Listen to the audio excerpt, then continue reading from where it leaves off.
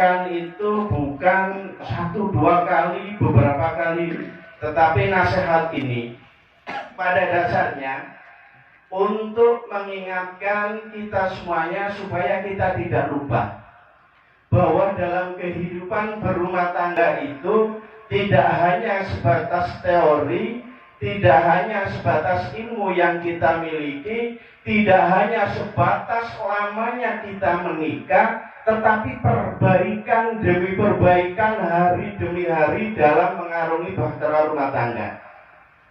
Karena seakan-akan nasihat pernikahan itu khusus yang nem-nem, khusus yang baru nikah. Pada dasarnya nasihat ini untuk kita semuanya. Barangkali ketika pernikahan kita yang dahulu kala 50 tahun yang silam atau beberapa tahun yang silam mungkin salah niat di dalam pernikahan, maka mulai hari inilah terjadi yang namanya tajdidun niyah, perbaikan niat bahwa pernikahan itu adalah untuk ibadah kepada Allah Subhanahu wa Ta'ala. Maka nasihat yang terbaik bagi seorang bapak, bagi seorang ibu kepada anaknya yang mau menikah, jadikan pernikahan tersebut sebuah ibadah, bekali mereka dengan ilmu agama yang kuat, bekali mereka dengan iman dan takwa yang mumpuni, supaya mereka ini siap betul di dalam mengarungi bahtera rumah tangga. Kita takutkan generasi akhir ya, kalau tidak dibekali dengan ilmu agama, khususnya dalam hal pernikahan, kalau mereka mau menikah, kita diingatkan oleh Allah Subhanahu wa Ta'ala, wal yakhshal ladzina law taraku min khalfihim dzurriyyatan dhi'afa. Kita takut nanti generasi yang ada di belakang kita menjadi generasi yang lemah. Kenapa lemah? Karena tidak punya ilmu. Nah, sebenarnya ilmu pernikahan ini semua hampir orang mengetahui. Cuma bagaimana cara kita mempraktekkan dalam kehidupan sehari-hari. Yang kedua, saya hanya memberikan pesan. Pesan ini adalah nasihat dari sahabat Umamah binti Al-Haris. Meskipun beliau pada waktu itu hidup di zaman jahiliyah, tapi dia adalah seorang wanita yang solehah, yang fasih, yang taat beragama kepada Allah Subhanahu wa Ta'ala. Ketika putrinya mau menikah dan mau dinikahi oleh Raja Kinda yang bernama Amr bin Hijar, dipanggil putrinya, wahai putriku, kalau seandainya nasihat saya ini sebagai nasihat bahwa engkau mempunyai kemuliaan dan kehormatan serta dengan orang-orang yang baik, saya tidak akan menasihati kamu, karena saya sebagai ibu sudah sering menasihati kamu. Tetapi ini nasihat supaya mengingatkan semuanya, supaya kita tidak lupa dengan hakikat hidup ini. Bahkan pesan terakhir beliau, Umamah binti Al-Haris, mengatakan, kuni ummatan takun laki abdan wasikan. Jadilah engkau, wahai anakku, nanti kalau kamu sudah menikah bersama dengan suamimu, menjadi pelayan yang terbaik ketika berada di rumah suamimu, supaya suamimu juga nanti akan menjadi suami yang baik, yang senang ketika bersamamu. Maka di antara pesannya satu, cepat nih. Yang pertama, Umamah binti Al-Haris mengatakan, al-khusyu lahu bil qana'ah wa husnus sam'i wa ta'ah. ketika engkau bersama dengan suamimu, kamu tenang. Kenapa tenang? Tenanglah dengan qanaah yang kamu miliki. Artinya, menjadi seorang istri yang bersyukur terhadap apa yang diberi oleh suami. Menjadi seorang istri yang bersyukur apa yang telah diberi oleh suami. Dan bersyukur atas pemberian Allah Subhanahu wa Ta'ala. Kemudian beliau melanjutkan, wa husnus sam'i wa ta'ah. Kamu harus taat mendengar apa yang dikatakan oleh suami kamu selama tidak berbuat dosa maksiat kepada Allah Subhanahu wa Ta'ala. Kalau seandainya hanya sebatas kekurangan-kekurangan yang dimiliki oleh suamimu atau kekurangan-kekurangan yang dimiliki oleh kamu bisa engkau lengkapi dalam kehidupan ini. Makanya kalau sering dalam acara pernikahan itu supaya tidak menyesal di kemudian hari tentang kekurangan yang dimiliki oleh istri, tentang kekurangan yang dimiliki suami. Jangan sampai harapan kita sebelum menikah itu kita mendapatkan seorang suami istri yang ideal, tetapi kenyataannya bulan demi bulan ternyata tidak sesuai dengan harapan ini. Maka beliau Syekh Abu Muhammad mengingatkan, sering ini saya sampaikan supaya untuk tadhkirah pengingat kita. Beliau mengatakan, ana rajulun, saya adalah seorang laki-laki. Qad akmalallahu alayya nikmata. Allah sudah memberikan banyak kenikmatan kepada saya. Banyak kenikmatan yang dia miliki. Termasuk apa? Fisikatil badani, kesehatan yang diberikan Allah kepada saya. Wa ma'rufatin, ilmu yang diberikan kepada saya. Wa ma malakat yamini, bahkan anak-anak yang telah dititipkan kepada saya. Fala Allah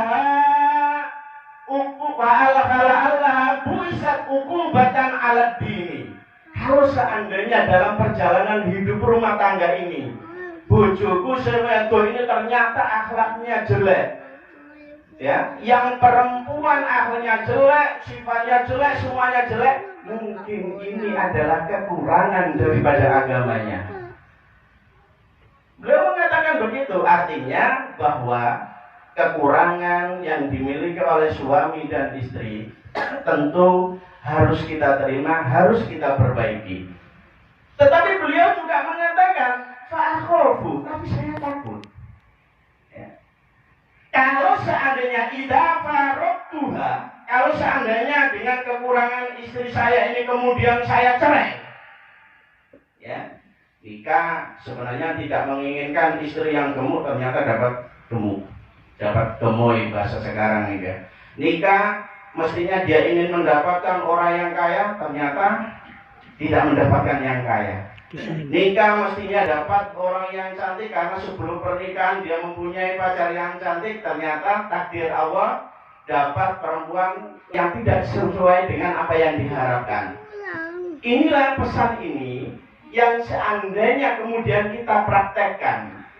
Kalau seandainya saya cerai karena tidak sesuai dengan apa yang saya inginkan, ya, antanzila bihi uqubatun hiya asaddu minha. Jangan-jangan nanti ketika saya cerai ternyata saya dapat yang lebih jelek daripada yang pertama. Ini sebagai pengingat. Oleh karena itu, jamaah yang dimuliakan Allah Subhanahu wa Ta'ala, terkadang orang banyak menyalahkan, ya, oh itu tidak bisa. Kalau seandainya istrinya atau suaminya itu menjadi suami yang beriman, bertakwa, bahkan dia ini menjadi seorang ustadz atau mudin atau kiai, tidak mungkin istrinya begitu.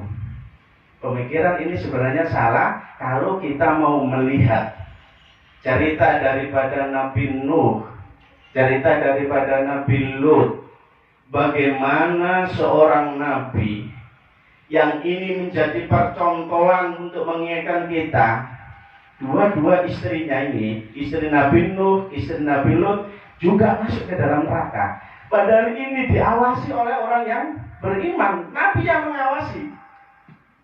Sehingga dikatakan oleh Allah Subhanahu wa taala, daraballahu masalal ladzina kafaru imra'atan Nuh wa imra'atan Lut kanata tahta abdaini min ibadina sholihin. Ya.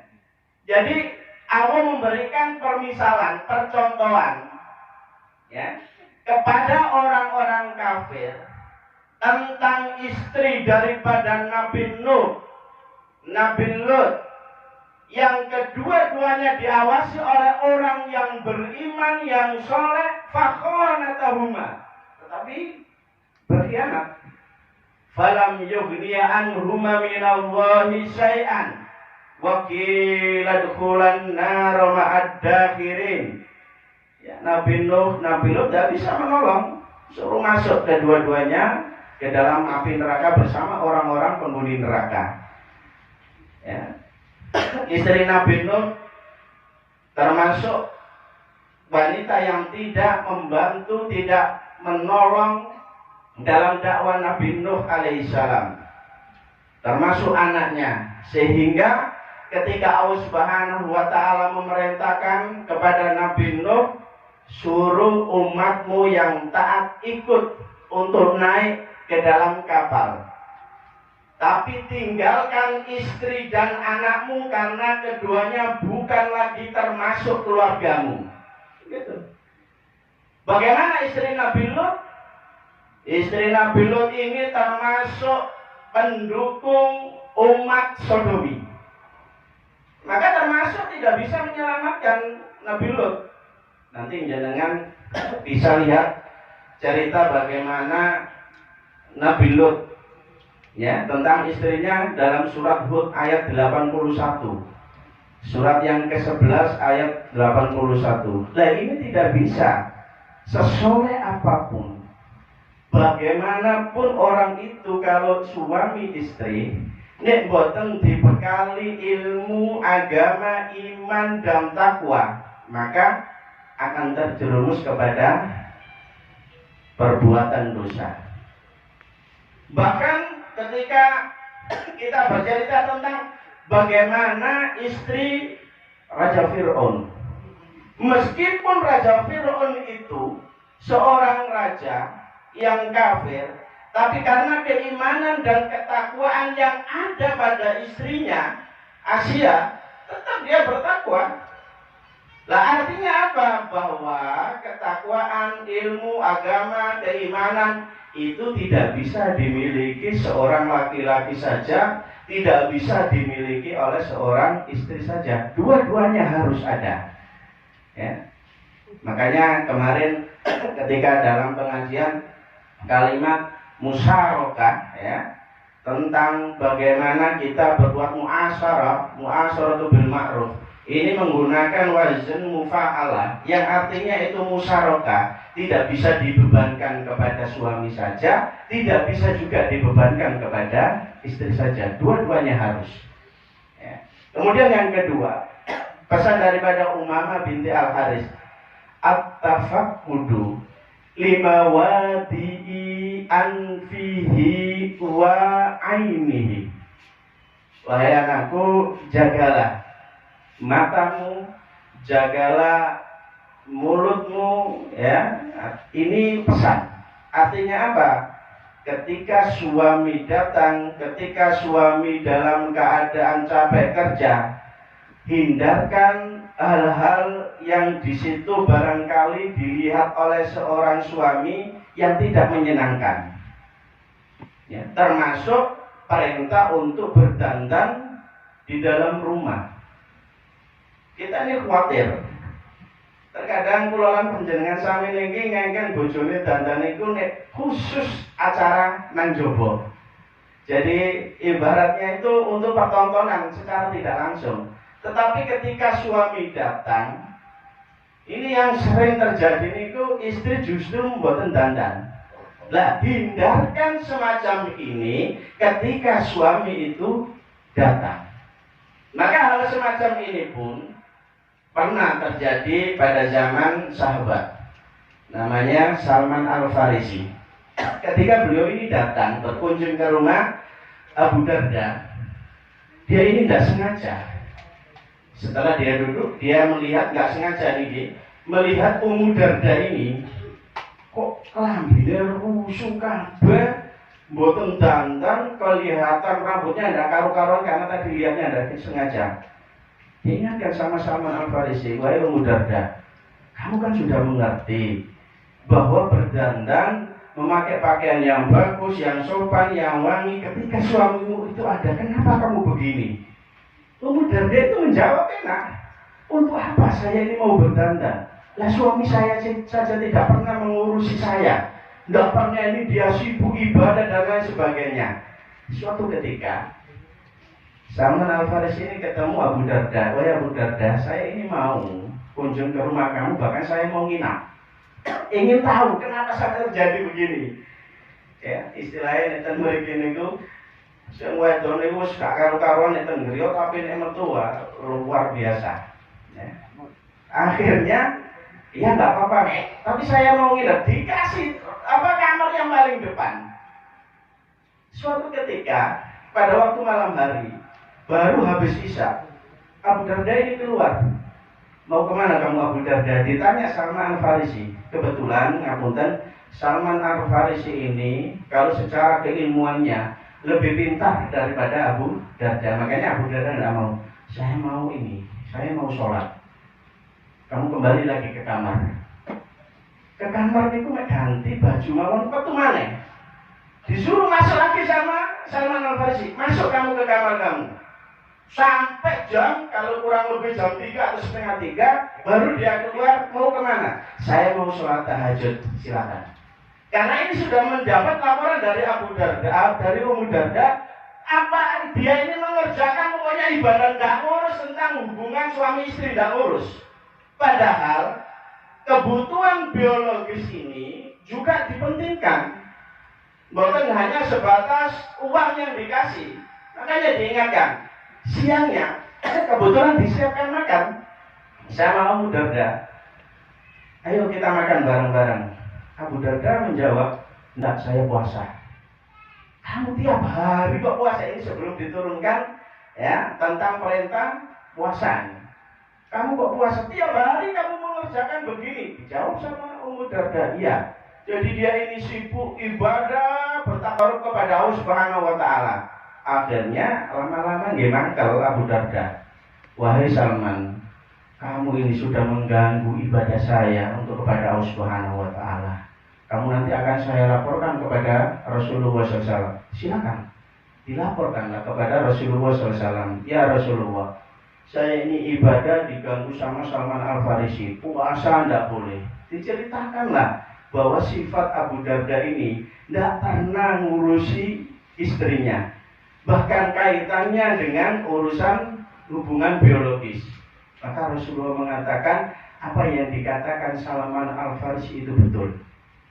Kemudian Rasul mengatakan, ati kulladi haqqin haqqahu, berikanlah hak kepada setiap yang dia itu mempunyai hak untuk dikerjakannya.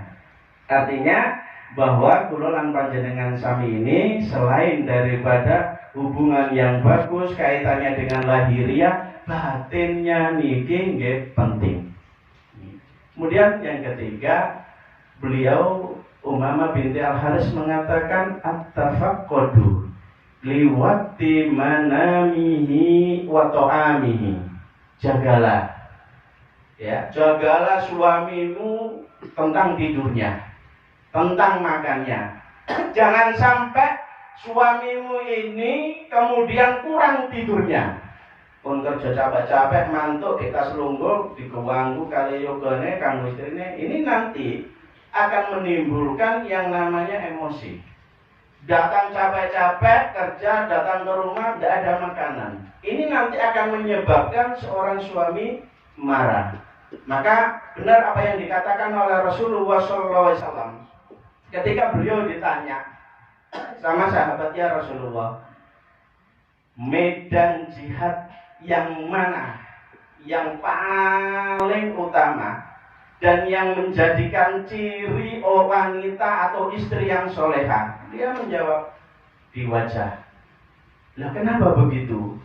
Kok tidak menjawab bahwasanya ciri wanita soleha itu yang sholatnya rajin, yang puasanya rajin, yang infaknya rajin? Betul, ini termasuk rukun Islam. Tetapi yang menjadikan istri yang soleha adalah ketika suami melihat istrinya, suami itu senang.